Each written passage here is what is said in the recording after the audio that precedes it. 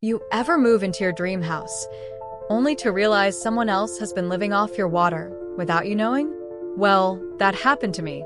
And let's just say, the ending to this story left one man without water, without power, without tenants, and without a place to live. The craziest part? I didn't even touch his house.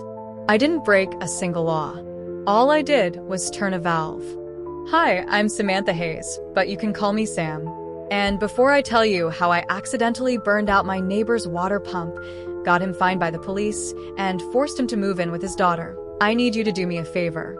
If you love real-life stories with unexpected twists, hit that subscribe button, like this video, and share it with a friend. You're going to want them to hear this one.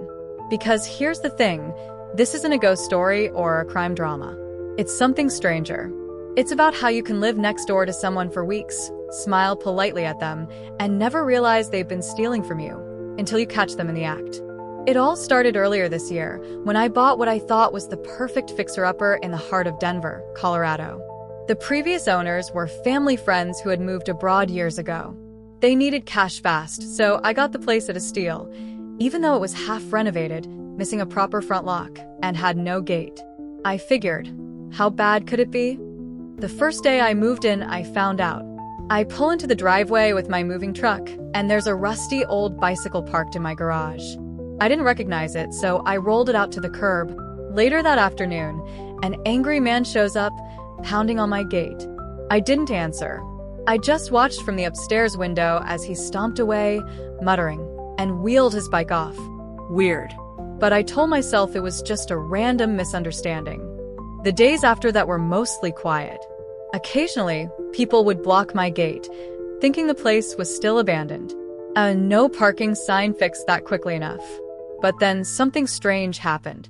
It was a Thursday night. I was taking a hot shower when I noticed the water pressure had dropped, like, a lot. At first I thought maybe the city was doing maintenance. But then, I heard it. The low, mechanical hum of a water pump coming from next door. Now, my neighbor, an older man in his late 60s, lived in a 3-story house, though he only stayed on the ground floor. The other 2 floors were rented out. I'd heard from the previous owners that he wasn't thrilled about me buying the place. Apparently, he'd made some nasty comments when they told him they were selling. So there I was, standing in my bathroom with shampoo in my hair, thinking, what if he's using my water? It sounded paranoid, I know. But the more I thought about it, the more it made sense. Over the years when my house sat empty, the water bills were suspiciously high, and everyone just blamed it on leaks. What if it wasn't leaks? I decided to test it. I waited for his pump to stop, then turned on my kitchen tap. Sure enough, the pressure was back to normal. The next day, I tried again. Same thing. That's when I realized my neighbor wasn't just grumpy. He was stealing my water. Now, most people would probably call the police, or at least confront him face to face. But me? I'm more creative. And I wanted to make sure whatever I did would be legal, effective, and, let's be honest, a little satisfying. I sat on the idea for a few days, playing out scenarios in my head. And then one Monday night, I saw my chance. His pump kicked on and I turned my main water valve to off. What happened next? Oh, it was way bigger than I ever expected. The dream house with a secret. Buying that house was supposed to be my fresh start. I'd been saving for years, eating too many frozen dinners, saying no to vacations, driving my old beat-up Honda well past its expiration date. Also, I could one day stop paying rent and own something that was truly mine. And when I got the call from my family friends, it felt like fate. They'd been living overseas for almost 3 years and still own this property right in the middle of Denver. Half renovated, sure, but in a prime location. They needed cash quickly and offered it to me for a price that, honestly, made me wonder if there was a hidden camera somewhere. I didn't even hesitate. We signed the papers at the beginning of the month, and I moved in the very next day. I still remember pulling up with the moving truck. The sun was just starting to set, and my new house, chipped paint, unfinished porch, and all, looked like the beginning of a home makeover show. I was buzzing with excitement right up until I saw the garage. There, leaning against the wall, was a bicycle. Old, rusty, and clearly not mine. The thing looked like it had been parked there for months. I stood there for a second, wondering if maybe one of the contractors had left it. But nobody was around, so I shrugged, rolled it out to the curb, and kept unpacking. That should have been my first clue that this place came with baggage. About 3 hours later, I heard it. Bang, bang, bang. Someone was pounding on my gate. At that point, I didn't even have a proper gate, just a temporary one my contractor had put in to keep people from wandering in. I walked over to the front window, pulled back the curtain just a little, and saw him. Late 60s, maybe early 70s. Tall but a little stooped, gray hair that was thinning on top, wearing jeans and a flannel shirt that looked like it had seen decades of oil stains. His face was red, and he was gripping the bars of my gate like he was ready to rip them off. I froze. Something about his expression screamed that if I opened that door, this conversation wouldn't end well. So I didn't. He kept pounding for a few minutes, muttering something I couldn't quite hear. Then he gave up, walked over to the curb, grabbed the bike, and wheeled it away. Weird? Definitely. But I told myself it was probably just a misunderstanding. Maybe he thought the garage was still abandoned and used it for storage. No big deal. The next few days were relatively uneventful. Well, except for people constantly blocking my driveway. I guess they thought the place was still empty and used my spot for overflow parking. I fixed that quickly with a bright red NO parking sign.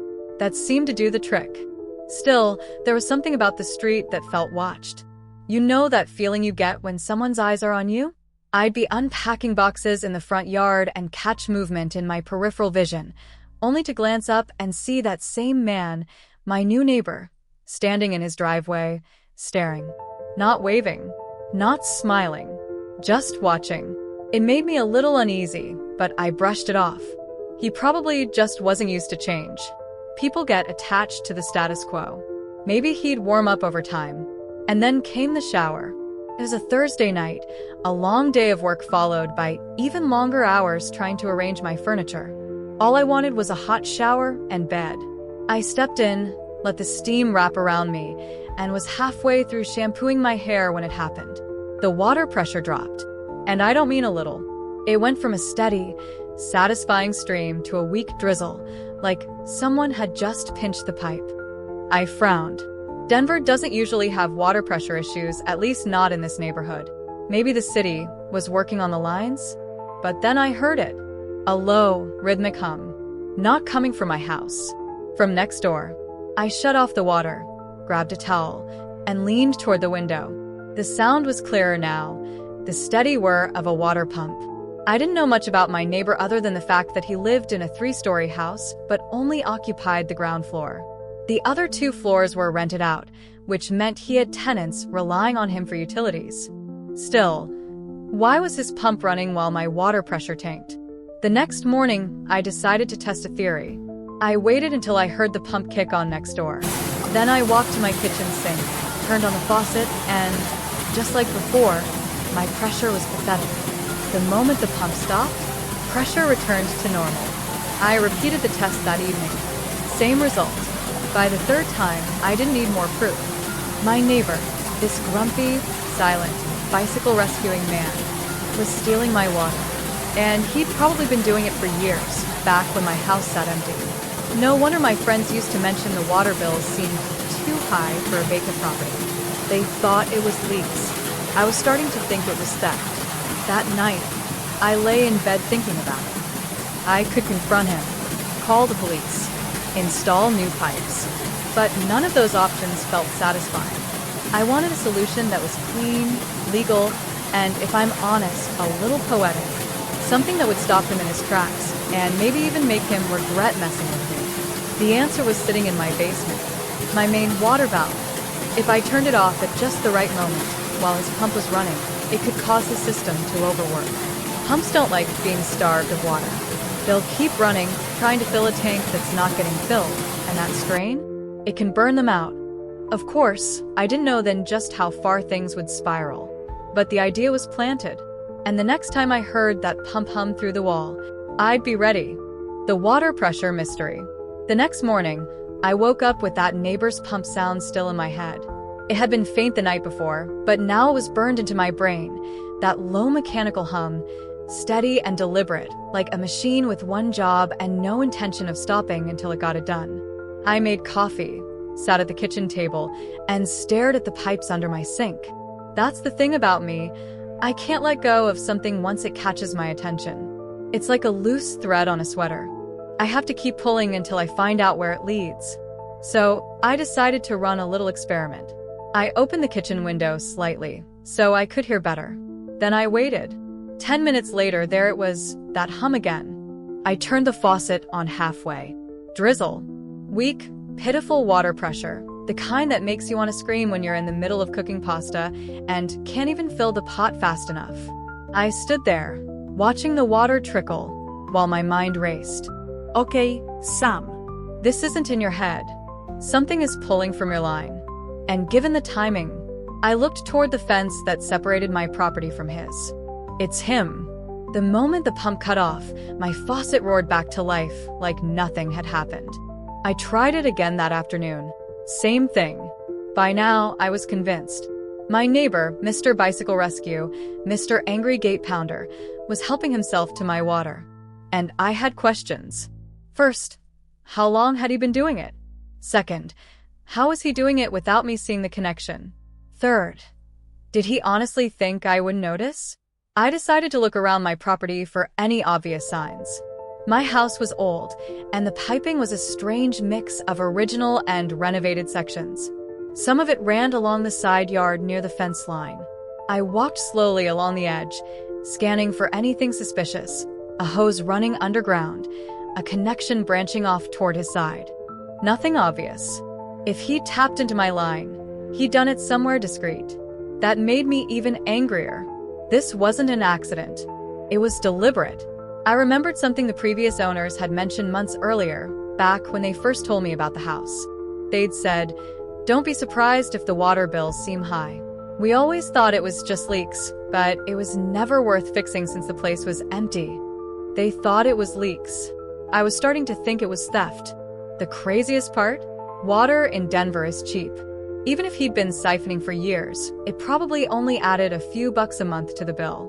But that wasn't the point. It wasn't about the money. It was about the principle. Someone was taking something that didn't belong to them and acting like it was theirs. And if he was willing to do that for something as basic as water, what else might he think he could get away with? I went back inside, sat on my couch, and started weighing my options. Option 1. March over there, knock on his door, and demand an explanation. But given how our first non-interaction had gone with the bike incident, I doubted that would end well. Option 2. Call the police or the city water department. Maybe they could confirm the siphoning. But that would take time, paperwork, and I had no guarantee they'd even care enough to follow up. Option 3. Quietly fix my pipes so he couldn't tap into them anymore. That would solve the problem, but it wouldn't teach him anything. He'd just shrug and find another way to mooch off someone else. And then came option 4, the one that made me smile. The plan was simple. Wait until his pump was running, then turn off my water at the main valve. Pumps don't like running dry. If they can't pull water, they'll just keep going, straining against nothing, building heat and stress until something gives. I'd read enough DIY forums to know this could burn out the motor. But more importantly, it would do it without me setting foot on his property or touching a single thing he owned. I wasn't going to break any laws. I wasn't going to trespass. I was just going to stop supplying him with stolen water. If his system couldn't handle that, well, that was his problem. Still, I didn't act right away. I wanted to be sure. Over the next few days, I tested the timing over and over. I learned that his pump usually kicked on in the evenings, sometimes late at night, probably when his tenants upstairs were using water after work. The tenants. That was an angle I hadn't thought about much until then. If his upstairs renters depended on that pump for water, and I suddenly cut it off, things could get messy. But maybe that was exactly what I wanted. Not to punish them, but to make him face the consequences. If your actions start hurting the people you rely on for income, you can't just ignore it. The idea was starting to feel less like a plan and more like a countdown. I knew it was only a matter of time before I'd make my move. That Thursday night, I stood in my kitchen listening. There it was. The pump. That steady hum, rattling faintly through the pipes. My hand rested on the main valve. One little twist, and this whole thing would be set in motion. I took a deep breath, picturing the chain reaction.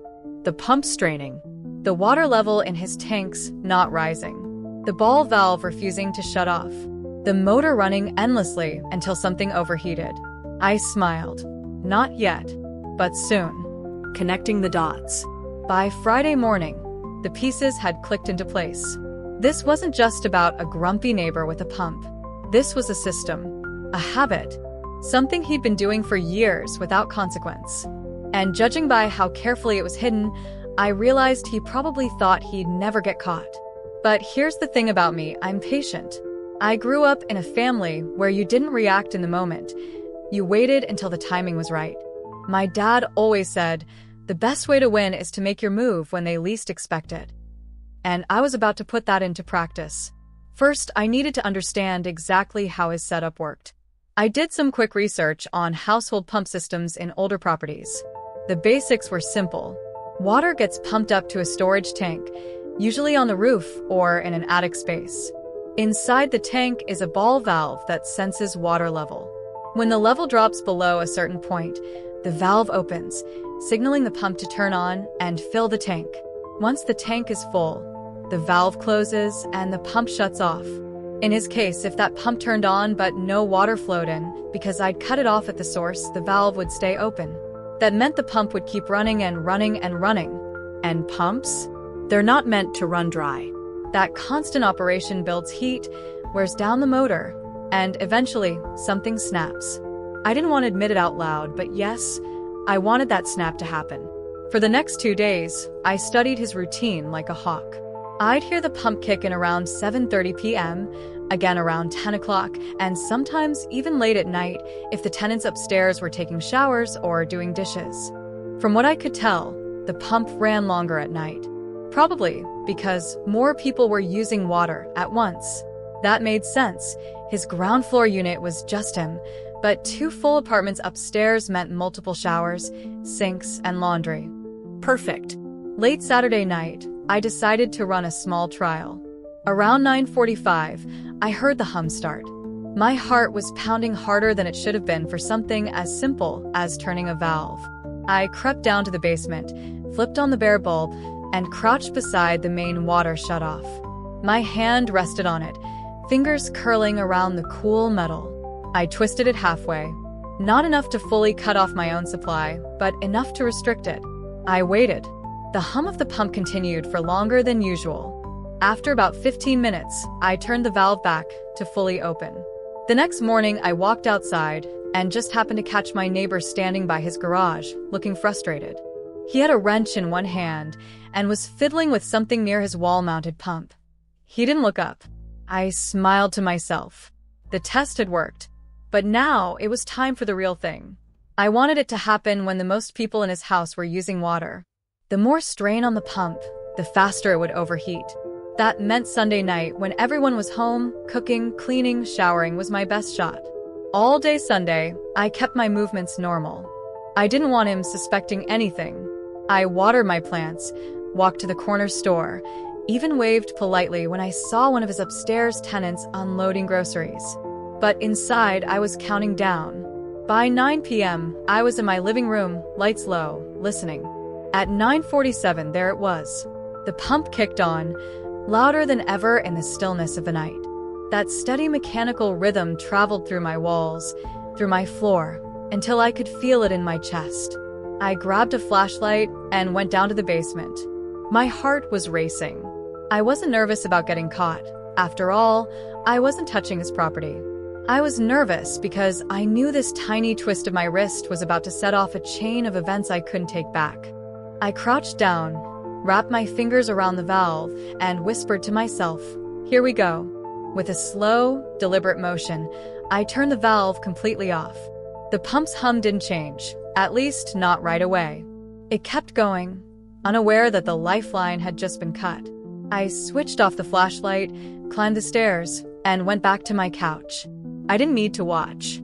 I already knew what was happening. That pump was running and running and running. The ball valve in his tank was still wide open, desperately waiting for water that would never come. Every minute that passed was another minute of strain, another degree of heat building inside that motor. And I knew it wouldn't just be the pump. Electrical systems in old houses don't take kindly to that kind of load. If his wiring was outdated, and judging by his peeling paint and sagging gutters, I'd bet money this could trigger something bigger. By midnight, the pump was still humming. By 1 a.m., I could hear faint voices next door. By 2:30, those voices had grown louder.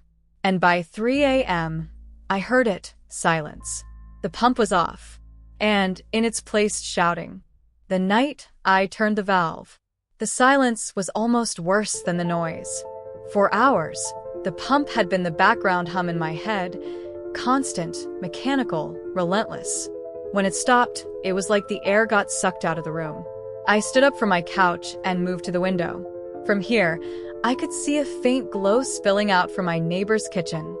Shadows moved across the blinds, hurried, sharp movements, like people searching for something they'd misplaced but absolutely needed.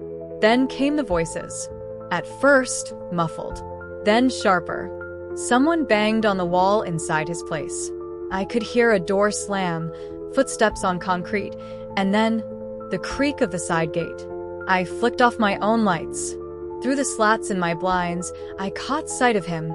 "Mister, I own this block," stumbling out into the narrow walkway beside his house, wrench in hand. Even from here, I could see the tension in his shoulders. He didn't walk. He stalked. Straight to the pump. He crouched, fiddled with something, muttered curses under his breath.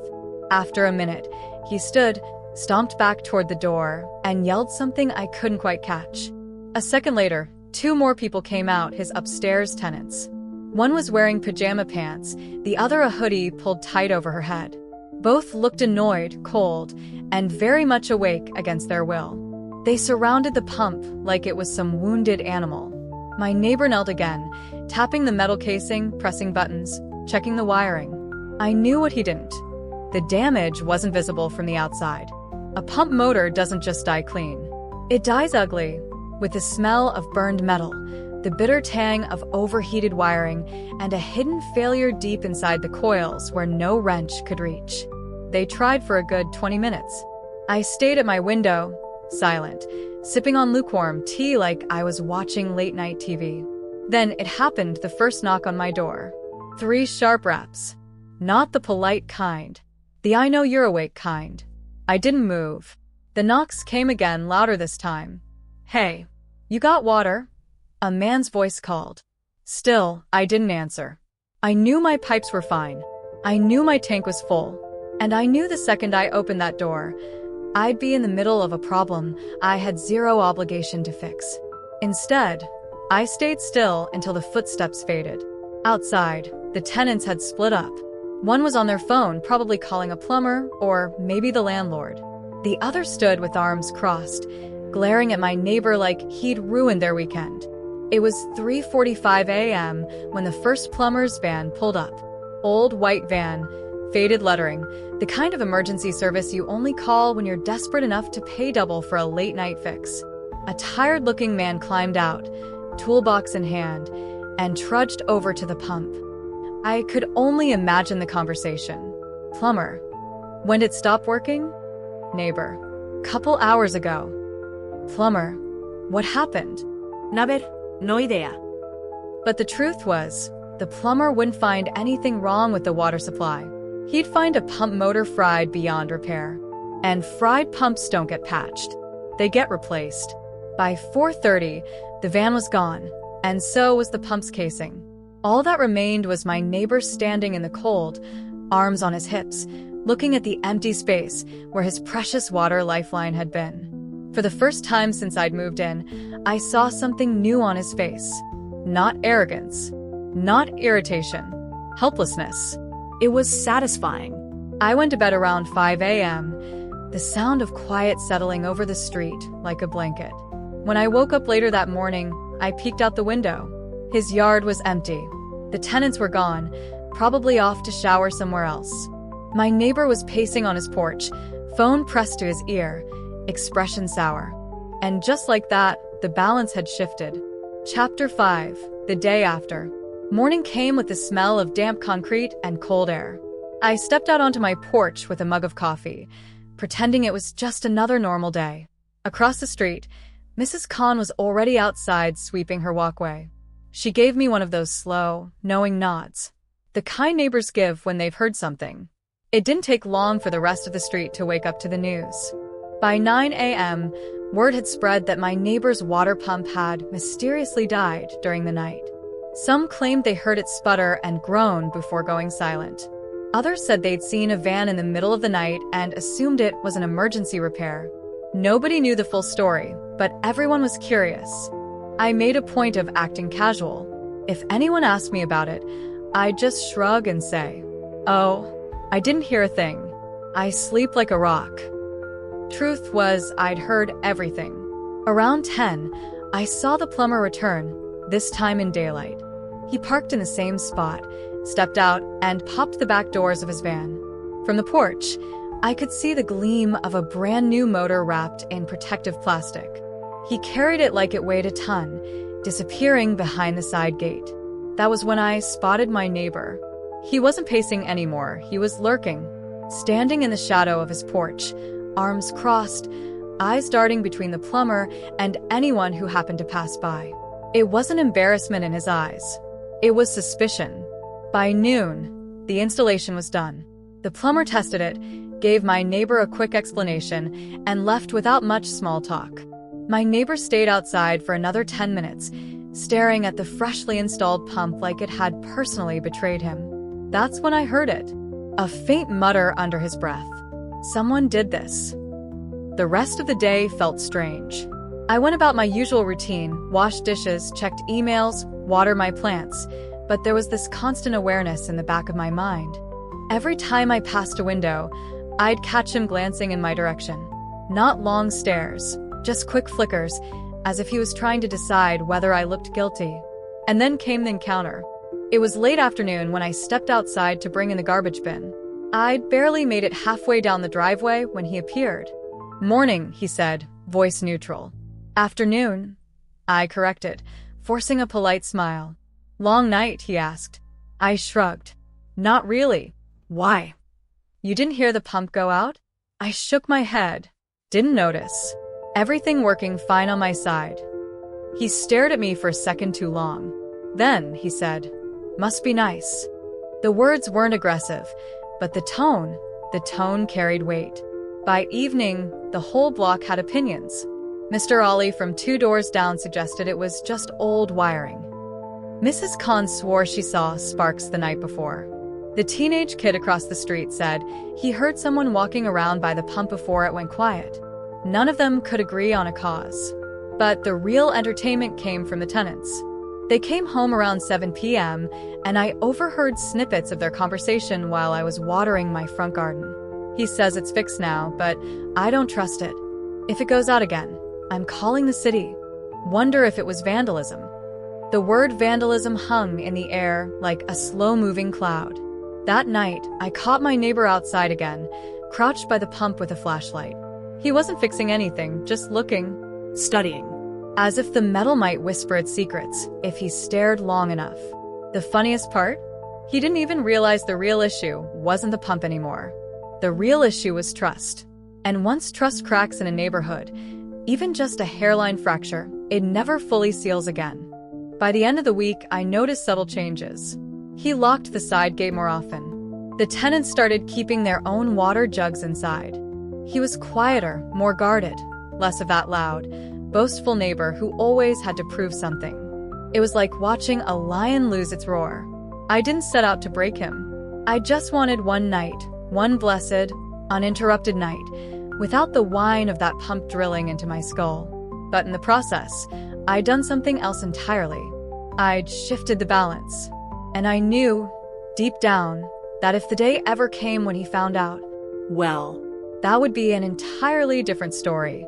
Chapter 6. The first hint of revenge. The first signs didn't look like revenge.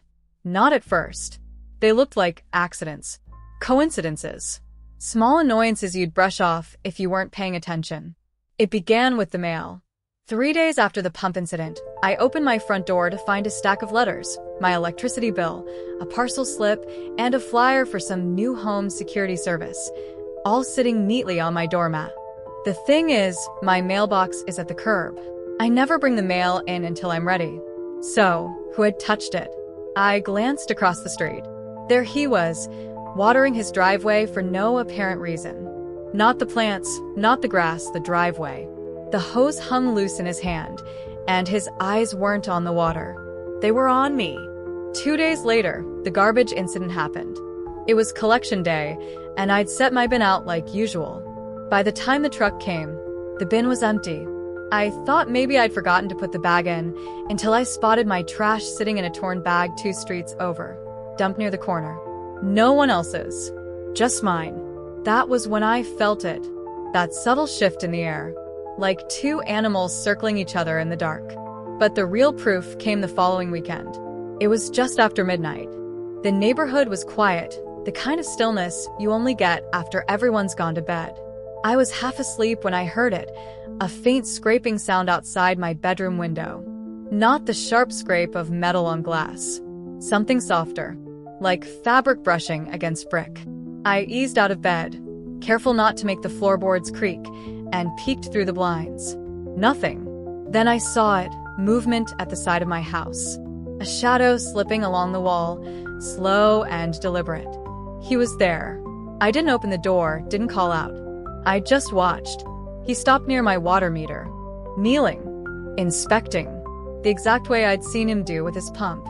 And then, just as quietly as he'd arrived, he was gone. It hadn't rained.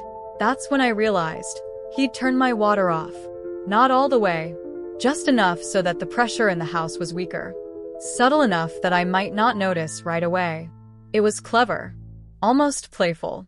I fixed it in less than a minute, but it told me everything I needed to know. This wasn't random. This wasn't paranoia. This was him, inching his way toward retaliation. Over the next week, the little games continued. One night, I found a fresh scratch on my car door, too small to be called vandalism, too big to be a natural accident. Another morning, my front gate was unlatched. Once, I came home to find my porch light unscrewed just enough to stop it from turning on. It wasn't about damage. It was about presence. He wanted me to feel him there, always just out of sight. The odd thing was, no one else seemed to notice. To the rest of the neighborhood, he was the same old neighbor, maybe a little quieter, maybe a bit more tense, but still friendly enough. He'd wave at Mrs. Khan, help the teenage kid across the street carrying groceries, even stop to chat with Mr. Ollie about cricket scores. But when his eyes flicked to me, it was different. A sharpness. A lingering pause, like he was waiting for me to slip. It all came to a head one Thursday night. I'd just finished washing the dishes when I heard a faint tap on the front door. Not a knock. Not the firm, polite kind of knock you give when you expect someone to answer. This was testing. I opened the door. Nobody. But there, sitting on the mat, was a small piece of metal, a stripped screw. The kind you'd find in a motor housing. I picked it up and turned it over in my hand. It was old, rusted, and cold to the touch. And it wasn't mine. I glanced toward his house. His lights were on. The curtains in the living room shifted, just slightly, like someone had let them fall back into place after peeking through. That night, I lay in bed thinking about the line we'd crossed. This wasn't about noise anymore, or water pumps, or even revenge. It was about control. And if there's one thing I knew about my neighbor, it's that he hated losing it. The next morning, I made a decision. If he wanted to play this game, I'd play. But I wouldn't play it his way. Because the truth is, the person who controls the pace controls the outcome. And I had no intention of letting him dictate the pace. Not anymore. The trap. I didn't sleep much after the screw incident. Not because I was afraid, but because my mind wouldn't stop moving. If I kept reacting to him, he'd control the rhythm. If I wanted to win, I had to force him to react to me. And that meant setting a trap. The first step was research. For the next 3 days, I observed him without making it obvious. No sudden stares, no following him around, just quiet, patient watching. Here's what I learned. He left his house every morning at 8:12 a.m. sharp. He returned between 5:40 p.m. and 6 p.m., unless it was Sunday. He always checked his driveway before going inside, scanning it like a security guard doing rounds. It told me two things. He was highly predictable. He was highly paranoid, which meant the best trap wouldn't be something dangerous or destructive. It had to be psychological. The idea came to me while I was cleaning my garage. I found an old baby monitor in a dusty box, the kind with a transmitter and a receiver. It still worked. That was when I realized, if he wanted to play mind games, I could play them better. Step 1, the object. I took the transmitter, the small, black, battery-powered box, and placed it on top of a stack of firewood near my fence. Not in plain sight. Not fully hidden either. Just enough so that if someone was being nosy, they'd spot it. Step 2, the bait. I ran an extension cord to my shed and plugged in a small, constantly running fan. The baby monitor's mic picked up the low hum. Through the receiver in my house, it sounded mechanical, indistinct, almost like a motor quietly running somewhere. Step 3, the waiting. I left it there. No explanación. No reason. I wanted him to wonder. The first day, nothing happened. The second day, I caught him glancing toward my side yard while he checked his driveway. The third day, it happened. I was upstairs, reading, when the baby monitor crackled. The hum shifted. Then I heard it, the faint crunch of gravel. I didn't move, didn't look outside. Through the static, I could hear him breathing. Slowly, carefully. Then a sudden click, like a switch. The hum stopped. He'd turned off the fan. I smiled. Because here's the thing, I'd set up a small camera on my shed earlier that week. Not a big, obvious security camera, but a tiny motion-activated one tucked under the roof edge. It caught everything. There he was, crouched near the firewood, looking at the monitor, then scanning my yard. His eyes kept darting toward my house, checking if I was watching. When he thought the coast was clear, he unplugged the fan, stood there for a moment like he was expecting something to happen, and then walked back to his driveway. Now I had him on video. Trespassing. Tampering. It wasn't enough to go to the police yet, but it was enough to control the narrative. The next move was subtle. That night, I went out and turned the fan back on. Didn't replace the batteries, didn't move anything. Just restored it exactly the way it was before. The next day, he checked again. And again the day after that. Each time, the hum was back. Each time, he'd get a little more suspicious. It wasn't about the monitor anymore. It was about making him obsess. By the end of the week, I'd seen him walk past my fence 3 times in a single afternoon. He didn't wave anymore. Didn't make small talk with neighbors. He was too busy watching me. Exactly what I wanted. But the trap wasn't done yet. I needed the final push, the part that would make him slip. So one Saturday evening, I added something new.